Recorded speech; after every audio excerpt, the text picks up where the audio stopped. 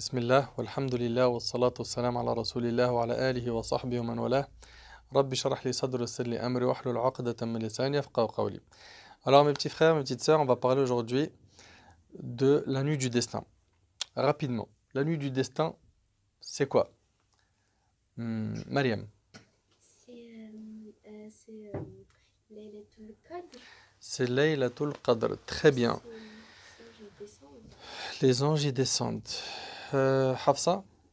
La nuit où le Coran il a été révélé. Très bonne réponse. Accrochez-vous parce que je vais poser plein de questions. C'est la nuit où le Coran il a été révélé. Il a été révélé à qui pendant la nuit du destin? Omar. Au prophète Mohammed alayhi salatu wassalam.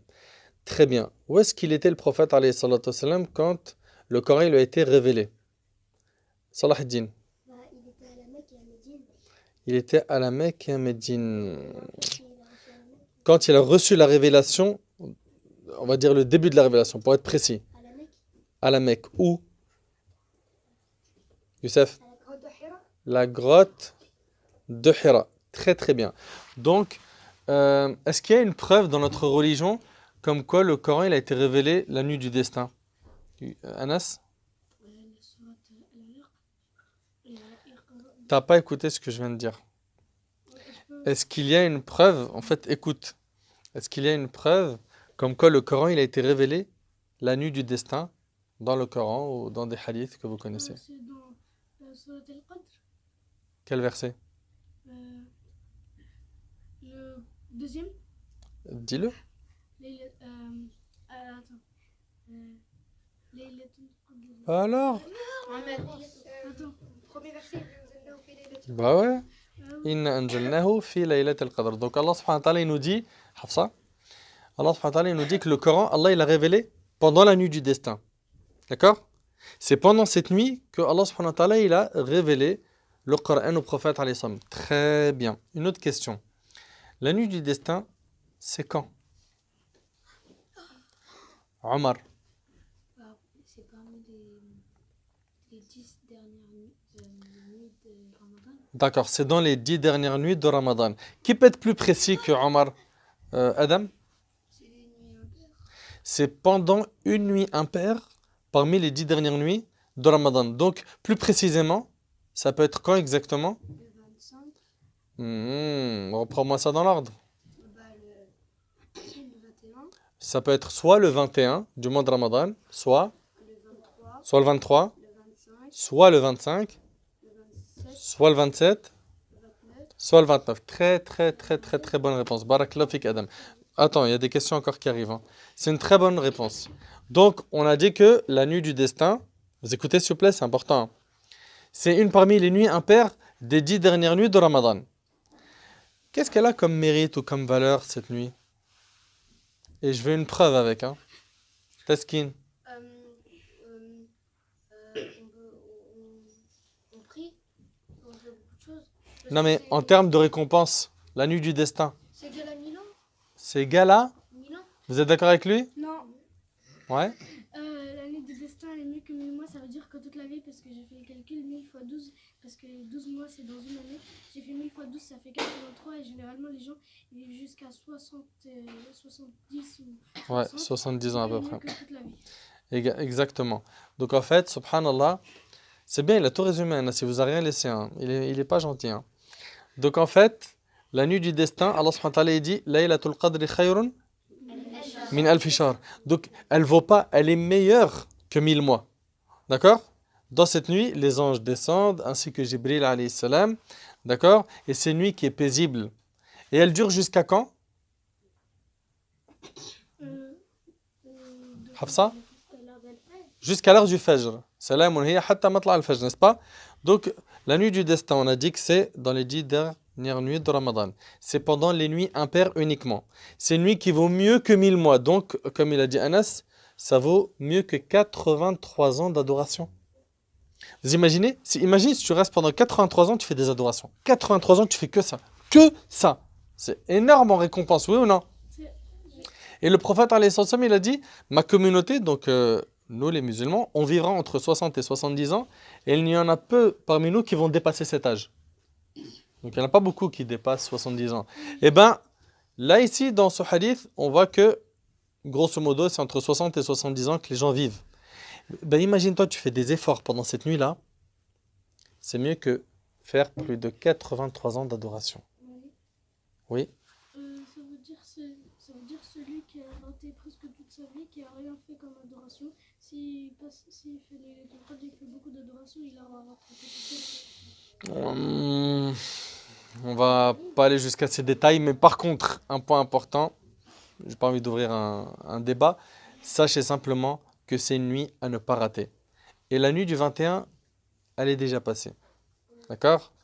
Donc il nous reste la nuit du 23, il reste la nuit du 25, il reste la nuit du 27 et la nuit du 29. Si vous ne pouvez pas, les enfants, aller à la mosquée avec votre papa ou avec votre maman, d'accord? Ben, au moins, faites des efforts pour qu'à la maison, vous faites quelques rak'at, quelques prières surrogatoires, non obligatoires, après l'Isha. D'accord? Vous en faites quelques-unes avec les sourates que vous connaissez et vous ouvrez le Coran, vous lisez. Vous lisez le Coran. D'accord? Et vous faites beaucoup de dua. Vous faites des dua pour vous. Vous faites des dua pour qu'Allah vous guide. D'accord? Vous faites des dua pour vous. Vous faites des dua pour votre famille. Des dua pour les personnes qui sont mortes de votre famille. Vous faites des dua pour avoir le paradis, etc. etc. Oui, Omar? Mais en fait, non, on aura un jour. Et le 21, il n'est pas encore passé. Le 21. Le 21 du mois du Ramadan. Quand on parle de 21, Ah oui, il est quand? quand on parle de 21, on parle du 21 dans le calendrier hégirien. Donc dans le calendrier des musulmans, pas le calendrier grégorien. D'accord? Oui, Salahuddin. Mais par exemple, si tous les ramadans, on va à la mosquée, on fait tous les soirs tarawih, ça veut dire c'est comme si on a fait beaucoup plus que ça. Ouais, bien sûr. Si en plus de ça, chaque année, Allah il te permet de vivre jusqu'à la nuit du destin et chaque année tu fais des efforts pendant les nuits impaires, bah, ça fait 83 ans, voire plus, d'adoration chaque année qui sont dans ton compte de hasanat. C'est excellent. Plus tu fais de hasanat, plus de cette manière-là, tu, bi'idhnillah, mériteras le paradis d'Allah tabarak wa ta'ala. Oui. Et il y en a qui disent aussi les nuits paires, il peut y avoir la nuit du destin. C'est plus une nuit Le impaire. prophète il a dit c'est dans les nuits impaires. Ah, il a dit que ça. Ouais, le prophète il a dit dans les nuits impaires de la dernière décade, c'est-à-dire dans la dernière dizaine du mois de Ramadan. Donc vous avez vu à quel point cette nuit elle est importante. Et le truc c'est que nous on ne sait pas c'est quand exactement. Parce que si par exemple chaque année c'était le 23, bah, khalas, le 23 on va faire des efforts et puis c'est fini. Mais c'est une nuit, elle est cachée. Et chaque année elle change de date. C'est-à-dire cette année ça peut être le 21, l'année prochaine ça peut être le 23, l'année d'après ça peut être le 29, le 25, 27, vous avez vu? C'est pour ça qu'il faut faire des efforts, faire plein d'efforts. Oui. Et c'est pour ça qu'il faut rester toutes les nuits impaires, parce que si on la rate, Voilà, c'est pour ça que toutes les nuits impaires, faites des efforts. Après, je sais que vous avez école, vous avez la famille qui veut que vous dormiez tôt, etc. Bah, au moins après l'Aïcha, d'accord? Après l'Aïcha, avant de dormir, vous faites quelques rak'at, d'accord? Vous, comment dire, lisez un peu de Coran, vous faites des du'as, et après vous dormez. Et le week-end, si votre famille, elle vous l'autorise, bah, vous faites un peu plus d'efforts. D'accord? Et puis, de toute façon, il n'y a pas d'utilité à le savoir. L'utilité, c'est de faire des efforts. C'est-à-dire qu'il est peut-être déjà passé? C'est peut-être le 21. Moualim, il y en a Ça qui- peut être le 23, Allahu a'lam. il y en a qui disent que, en fait, il y a des chouïrs qui disent que on peut reconnaître la nuit impaire Par les si on voit signes. bien. Oui, mais bon, vous cassez pas trop la tête avec Oui, ça. mais ça veut dire Non, mais j'ai bien compris ce que tu veux dire. Vous cassez pas la tête avec ça, Anas. Prenez-vous la tête uniquement sur les efforts que vous allez faire chacun. D'accord? Une question. Est-ce que ce que je vous ai dit, c'était du nouveau ou vous le saviez déjà? on le sait déjà. Pour qui c'était du nouveau? D'accord, donc tout le monde savait. Très bien. Maintenant, qui compte faire des efforts pendant les nuits impaires? C'est bien, c'est très bien, mashallah. Excellent. Eh bien, vous ferez des doigts aussi pour votre mu'allim, moi. D'accord, vous demandez à Allah qui me pardonne. Vous pensez à moi dans les doigts, j'ai le droit d'avoir des doigts de votre part, non? Mais vous aussi, vous faites de J'en ferai pour vous, vous inquiétez pas, Inch'Allah. Et qu'Allah subhanahu wa ta'ala, il nous facilite d'obtenir la récompense de la nuit du destin. Dites Amin.